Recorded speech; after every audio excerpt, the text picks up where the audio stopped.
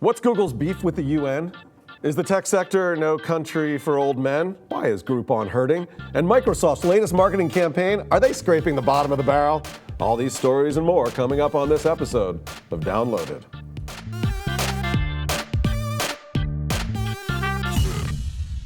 Hey, welcome to Downloaded. This is the show where we gather the most opinionated voices in the tech field today, focus that energy on the stories that are impacting the tech world. I'm your host, Jim Louderback, and joining me, I got a couple of great guests this week. We've got Anthony Ha from TechCrunch, all the way over there on the right. Thank you very much for joining us. He's a reporter and a writer, covers media, advertising, and startups. And I did not realize this, but Anthony and I both share a similar passion for quest for glory. Like all people with taste. Yeah, which I thought was really interesting. So I did pull up, if you don't know Quest for Glory, this is a great game that Sierra came out, I put up their blog. But they're actually coming out with a new game, which I thought was really exciting. Yeah, they kickstarted it. It's called Hero U, and hopefully next year it'll be sort of in the same vein, but just sort of revamped. Yeah, it's so cool. If you like that sort of adventure style of gaming that Sierra Online came out with, this is one of the best stuff, and it's really cool. I can't wait for it. So I actually learned something today, which is very nice. And then Rick Backus is here as VP of Marketing for a mobile payments company, PressPay, founder of Backus Media, but also I have his website up here, Back to Backus, and you are a sommelier. Sir. You write about and have fun with food and wine. Yeah, but I was looking over at Quest for Glory. I want to know more about that. So I know you do pairings of food and wine that are cheap on your website, which I've got up here, rickbackus.com. How about pairing for video games and wine? Oh man, there's pretty much anything would go along with it. Like Quest for Glory, I guess I'd have to get into it, but maybe some champagne, maybe some sherry, maybe just beer. If you were out adventuring and wanted to become a hero, what do you think the best drink is? I think sherry is right. Maybe grog. Maybe grog. So we're gonna part. You might also want to stay sober if you were fighting for your life against goblins or what have you. True, but unless you were the drunken master, then. All right. Well, we're gonna go from drunken master to our first story of the day. This is from AllthingsD and BBC. It's an interesting story where Google warned that a forthcoming UN-organized conference will threaten the free and open internet. Essentially, they're agitating against the UN through the ITU. They're trying to take oversight of the net away from the US and ICANN and give it to the UN and the world. Google is worried. Anthony, do they have a right to be worried on this one? My sense is that they do. I mean, that it's hard to say before the conference actually happens, but there has been sort of this pattern in the past of countries sort of and governments looking at the internet as more of a threat than an opportunity, and so clamping down on a lot of the things that I think we sort of value about the web. Yeah, I mean, look, right now we believe in free speech. I mean, your blog can show up anywhere around the world and people can read about wine, they can read about food. The fear is, I think, that if the UN or somebody else takes control of ICANN, that they can clamp down and make it so that there's no free flow of information. Are you worried about this, Rick? Well, assuming we make it past the Mayan calendar date and the fiscal cliff, worried might be an understatement. I'm not sure when worried becomes scared shitless, because if we're taking away the freedom of the internet, that's a huge deal. I mean, impacts the entire world. So yeah. Yeah, I mean, look, who should control the internet? I mean, right now the US does. Who should control it? I don't know. Anthony, what do you think? I think I should control the internet. If you controlled the internet, what would you do? I mean, I think these are definitely very complicated questions, because I think certainly when you start, especially when you look at an international scale, obviously different countries have very different ideas about what is and isn't appropriate, and so country by country probably is the best solution. So that's definitely another reason to be sort of wary about these kind of these more international agreements. Yeah, I mean, I'm really worried about the balkanization of the internet, where we have different rules of what's available on the internet in different countries, and there is no one clear free connection across everything. I think the beauty of the internet is that it's open and that anybody can connect to anything. Well, here's my question. Why now? Why in 2012? Why not in 1993? Well, apparently they only do this conference, I think, every 7 years. So it's just come up that they're doing it again. It's a really interesting conference coming up. You can see here, Google going after, Google's concerned, a lot of people concerned about this. I actually just want to make sure the internet is free for all. So we'll see what happens out of that one. Agreed. Absolutely. Yeah, so let's move on to our next story. This next one is really kind of interesting.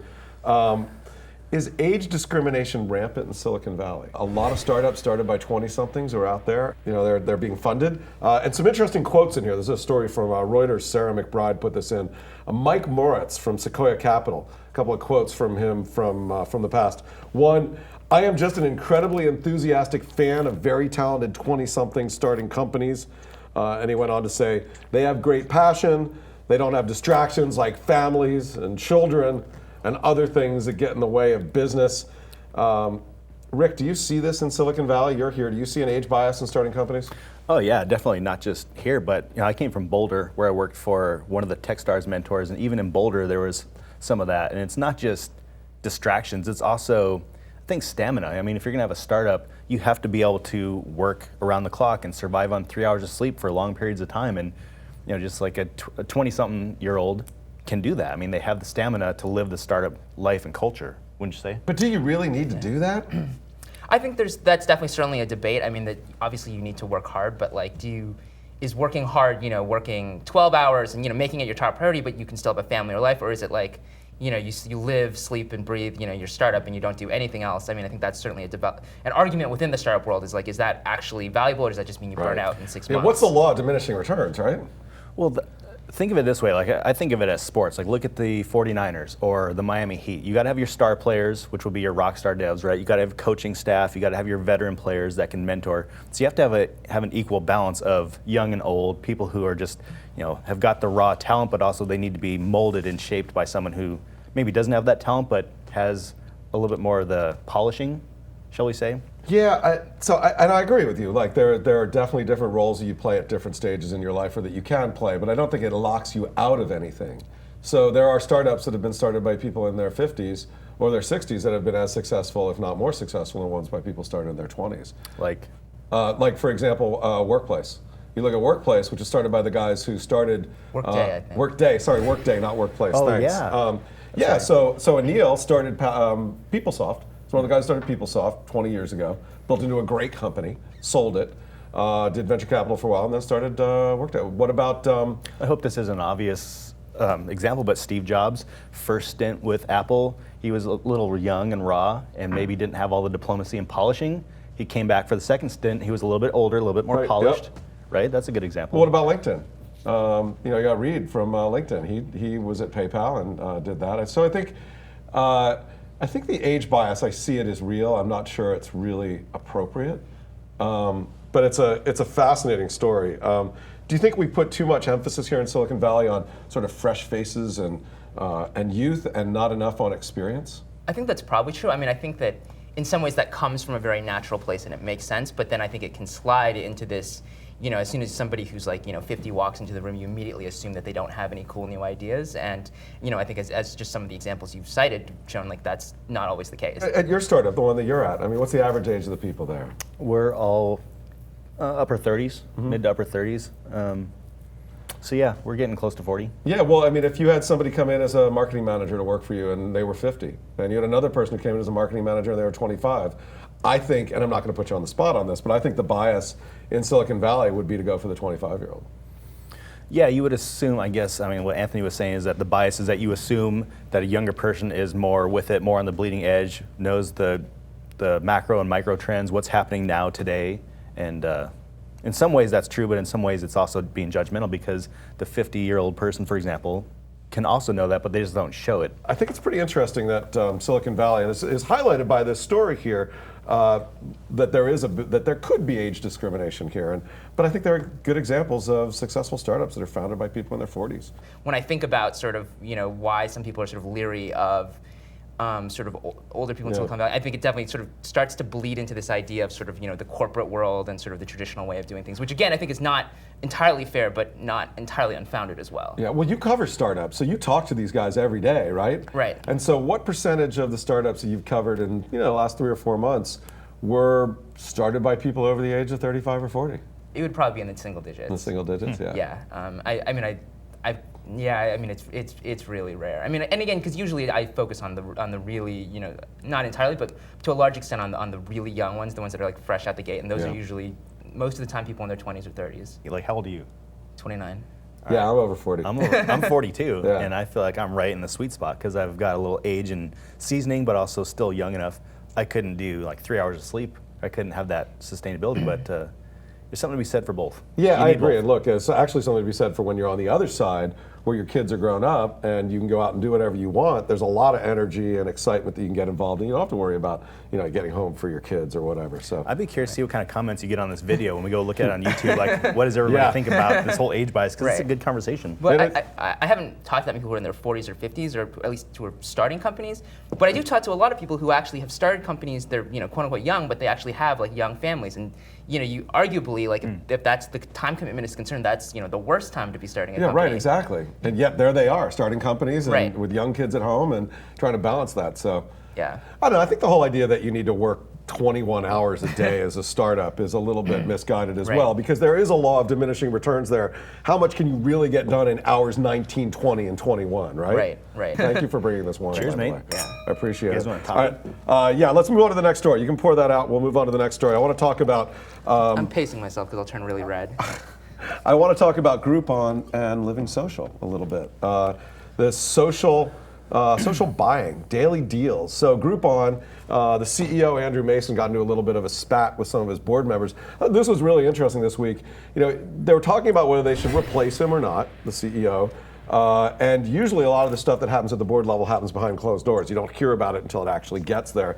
In this particular case, a couple of what I think were the board members were leaking this out to different people in the press, saying maybe he's not the right guy, maybe he's the right guy. And then the other thing that happened this week is LivingSocial laying off 400 employees. These were both sort of shining stars of this social buying daily deals thing. First of all, I guess, Anthony, and you've been covering a lot of the stuff in this space.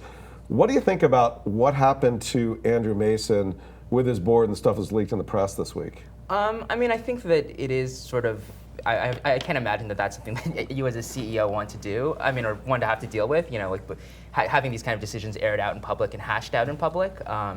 I do think that, I imagine it must have been particularly discouraging when, the stock went up when that got leaked, and then it went down again when he said, I'm not leaving yet. But I do think he also handled it reasonably well, where when he was asked about it at a conference, he said, yeah, given Groupon stock performance, they'd be crazy not to be thinking about replacing me. At the same time, I think I'm still the right person for the job, and certainly I think some of the other reporters at TechCrunch have talked to people at Groupon or sort of know people at Groupon, and what we've the sense is that Groupon has problems. The social buying model has problems, but sort of putting all of that on Andrew Mason is probably, and to expect things to get better by replacing him is probably a flawed approach. The flip side obviously is that, if there's a problem with the company, then ultimately it's the CEO's responsibility. Yeah, look, he went. He was scheduled to go to the Business Insider Conference, and all this came out, and he went. And I thought, props to him for going out there and answering those questions, because that's tough. Yeah.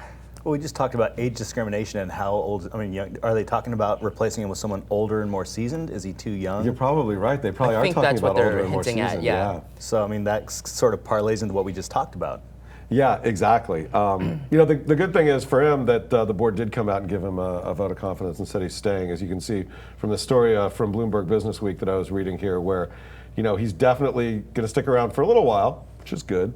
But look, there are problems in this space. LivingSocial laying off 400 people as well. What's your sense of this sort of social buying space right now, Richard? Well, in any kind of technological or with most products, you have to innovate or die, and they haven't really done anything innovative. It was there's no groundbreaking technology. It was a really kind of clever idea, and it became spammy very quickly, and nobody likes spam, right? None of us do. So it's like the first time you saw that LivingSocial deal, you couldn't wait to open an email, oh my God, what am I getting? Another toe jam cleaning, which is one of the craziest things I've seen. But then you start to see it every day, and you're like, this adds no value to my life, and it's more spammy, it's more of a nuisance. So they didn't innovate, which is what you have to do in the space. I noticed some wine companies and wine retailers using some of the Daily Deals site for a while. Any sense of whether that's successful and how they're keeping on it, or is it just all falling apart? One-trick pony. One-trick pony. We're not going to see it. There was one, was it Lot 18 is one that sort of tried to go after the model. Yep. They laid off a ton of people earlier this year, same sort of thing. Raised a bunch of money, and then... That's right, my brother signed me up for that. I looked at it for a little while, and then I got bored of it and said, no, unsubscribe me. Yeah, it's you can't spam people. It's got to be provide more value. It's a real local business, and look, let's face it, Groupon is still profitable. Not as profitable, not making as much money. Does Groupon have a future, do you think? I think I mean, and this is not necessarily based on their more like sort of gut instinct. Right, I think they probably do, and I think that certainly what we were talking about, I think they understand that this is a problem. I mean, they just need to look at their their numbers to understand that this is a problem. And I think that they're rapidly trying to come up with new ideas, and so it's not just about the Daily Deal. It's about sort of other forms of social commerce, like with like Groupon now and things like that. So I don't think they've figured it out yet, and there's certainly no guarantee that they'll be the ones to figure it out. But at least they've got sort of this big audience, so that if an idea really does work, they don't have to sort of build out that network again. Well, don't you think like anyone in today's day and age, if you're doing anything, you have to have a strong mobile play, and they didn't really push the mobile play far enough what they could do with mobile and location based. All right, well, let's talk a little bit more about shopping. I love this story. So this is Microsoft going after Google.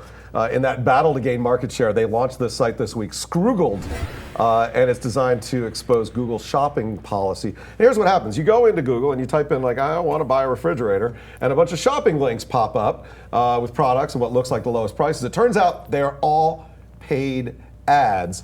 I did not realize this. But Bing says that they're all editorially independent, they're not paid ads, and they want to make Bing your homepage. I thought this was really interesting, and I actually lost a little bit of trust in Google. I actually believe what Microsoft is saying. Am I a rube? I think that, and this is, I haven't actually tried this out on Bing myself, but I believe that other people tried this out on Bing, and it's not that Bing is quite as independent as they claim to be. So I think there's this little bit of hypocrisy there in that, that you sort of saying, okay, like Google is like, oh, it's totally sold out, but it's like Simon Pure is not entirely accurate. But I do think, I mean, certainly that the results that are pointing to on Google it was fair, and so if that's something that turns people off, and we weren't aware of it, and I wasn't either, I think it's totally fair to call Google out on that. Well, it's a real issue, and I have no problem with paid search results, right? As long as they're called out that way. If I go somewhere and I believe that it is an editorial or a pure or independent result, and it's actually a paid result, I feel like I've been bamboozled, don't you? Well, I mean, Google's been noodling with search quite a bit, not only with what we're talking about now, but even Google Plus, like how that sort of affects search results as well. So they've been kind of noodling with what you search for and what you get, and I think we really have to watch that closely. I didn't know that either until you sent that to me. Yeah, I mean, look, it's really interesting, and I wonder, are we losing trust in Google? This kind of bookends going back to the first conversation, is like, do we need to regulate the internet? If people like Google can't police themselves, and the US has too much influence and power, do we need to sort of regulate? That first story that we covered is like, this sort of parlays into that. It does, it does, and I don't know, I actually, I mean, I still trust Google, but now I might want to trust and verify. Right. I guess the other question for me, sort of less as a consumer, but somebody just sort of watching the industry is I think that with a lot of this sort of stuff around advertising and privacy, I think sometimes people care less than sort of the pundits, for lack of a better word, like actually think they do. So, and I think certainly some of the arguments from like an advertising company would be that people don't necessarily care if it's paid or independent, as long as it's the result that you're looking for. Yeah. So that's it for this episode. I want to thank both you guys for coming, Anthony and Rick, for joining me today. Thanks for bringing the wine, Rick. Yeah. This is very Cheers, good. You can follow Anthony at Anthony Ha. You can follow Rick at Rick Bacchus, B-A-K-A-S. And we're here every 2 weeks on the Tech Feed. Until next time, you've been watching Downloaded. Thanks a lot, guys. Cheers, mate. And enjoy a little bit more of this wine. It's good. Yeah, belt that sucker. You want to try? I'm not going to belt it.